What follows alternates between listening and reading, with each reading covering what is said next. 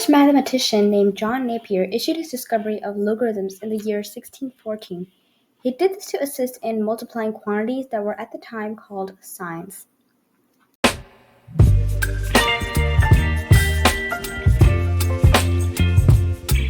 Hey guys, welcome to SciMath, and today we will be looking at logarithms and exponents as well. They both are related together and have specific relationships. So most of you already might know how to write an exponent, and so an example of that would be 2 to the power of 3. So 2 to the power of 3, and this is the expanded version of it would be 2 times 2 times 2, which is equal to 8. Now 2 here, first let's start with the 3. 3 here is considered our power. That's why it's essentially called an exponent when you raise a number to the power of some other number. And 2 here is our base. Whichever number is lower is called the base, and the one that's on top is called the power.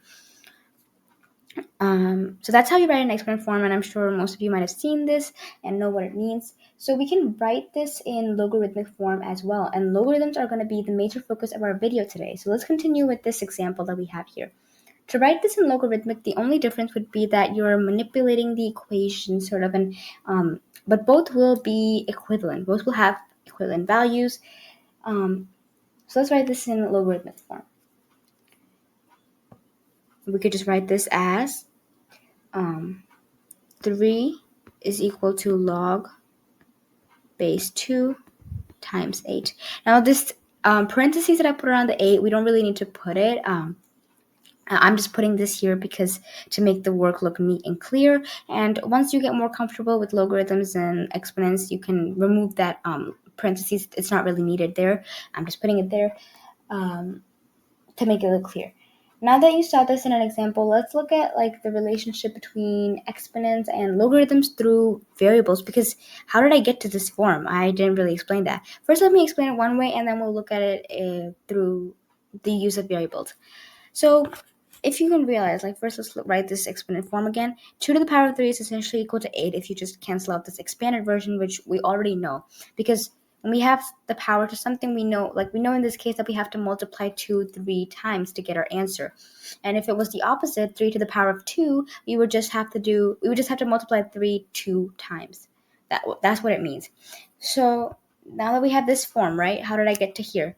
So when you're converting from exponential to logarithmic form, the main goal here, I guess, would be to isolate the power. We need to isolate this 3 here that we have, or any number that we have for the power. This is what we need to isolate. So to do that, we know that the only thing obstructing this 3 from being alone here is this 2. So when you take this base of 2 to the other side, the inverse would be log base 2. In this case, it would be base 2, but whatever number it was, if this base was 4, 5, 6, 7, whatever it would be, when you take it to the other side, to that 8, it would be log base that number. So in this case, it's 2, so log base 2 times 8, and that's how you write logarithmic form. Now let's look at this through variables to understand how we can do this an easier way, instead of, saying that, okay, we have to isolate the power, we take the base to the other side. There's an easier way, and you don't really have to do a lot of, dealing of this in your head and saying take to the other side and all of that. So let's look at it through the variable form.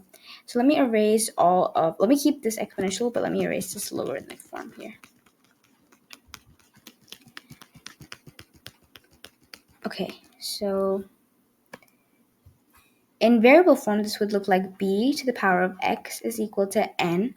I'm just taking some variables. It doesn't really matter which letter you take. It just needs to be in this form. That's exponential form. And in logarithmic form, this would look like x. So x is our power, as you can realize. Isolating it again, x is equal to log base of b times n.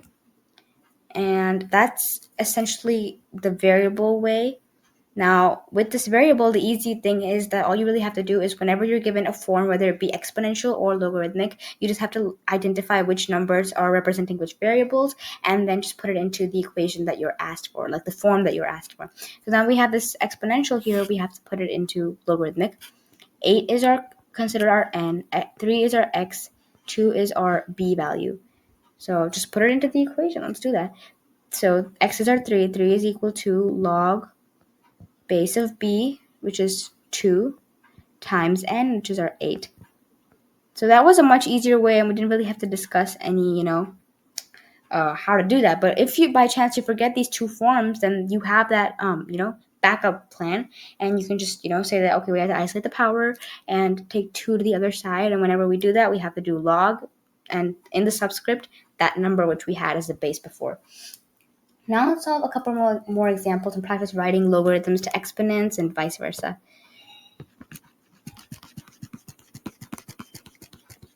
So let me erase all of this stuff because we won't be needing it.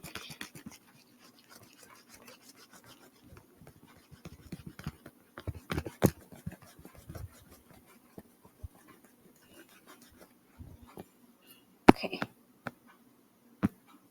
So let's write our question. Now this first one we're going to do together, and then the next one you're going to solve on your own.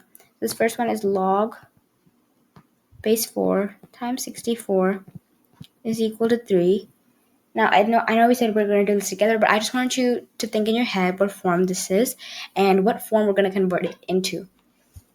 So I'll give you a minute for that. Okay, so the answer is that this is in logarithmic form because the word log isn't here. That's the easiest way to recognize whether you're dealing with a logarithmic or an exponential. Whenever you're dealing with a logarithmic, it will say log, and that's a really, really easy way and quick way to identify that it's a logarithmic equation.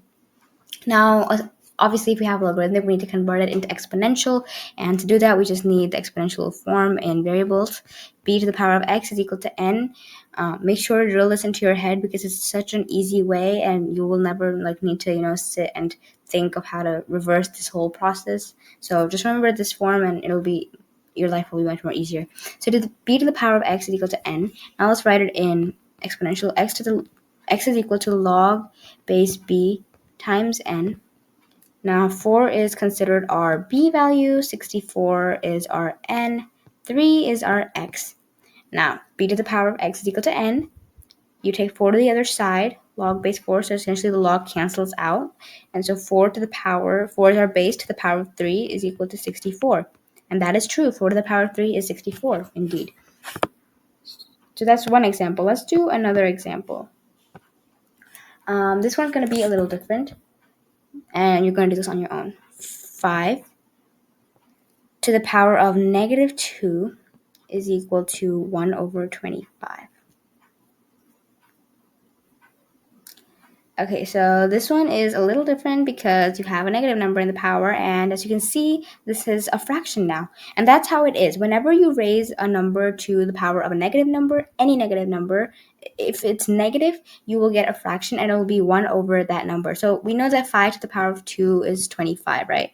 So since we put a negative here, it just turns into 1 over. Right? So just keep in mind that whenever you have a negative number in the power, you always get 1 over whatever that, n is. 1 over n, you can say, right? So now we just need to convert this into logarithmic form. So it'll be, so we need to isolate this x, right? Now I'm doing it that way just to make sure x, we need to isolate this x. So we're going to get negative 2 is equal to log base 5 times 1 over 25, right? That's going to be our answer. So sorry about that line that there's, I don't know how that happened. But log, okay, so log base 5, 1 over 25. So it wasn't really different. The only difference was that we had a negative number, and I explained what that means and how you can, sort of do it quickly. You just do 1 over n whenever you have a negative number in the power, and this is our answer. Now let's do one where we convert from let's do one more where we convert from exponential to logarithmic. So this one, last one here is 4 to the power of 2 is equal to 16. This is really easy and can be done really quick. I'll give you a minute. So the answer to this is just log base 4 times 16 is equal to 2. That's our answer. So guys, that is the end of this video. I hope these examples were helpful in understanding how to convert from logarithmics to exponents and converting from exponents to logarithms. It's not all that hard, and except a few, fractions when you put a negative number to the power, and a couple more things. It is really simple to solve, and once you have that formula down, it is very, very easy to do. And just remember to keep practicing and get more comfortable with more question problems out there. And always remember to stay curious and keep learning. If you enjoyed the video, don't forget to like, share, and subscribe. Thanks for watching.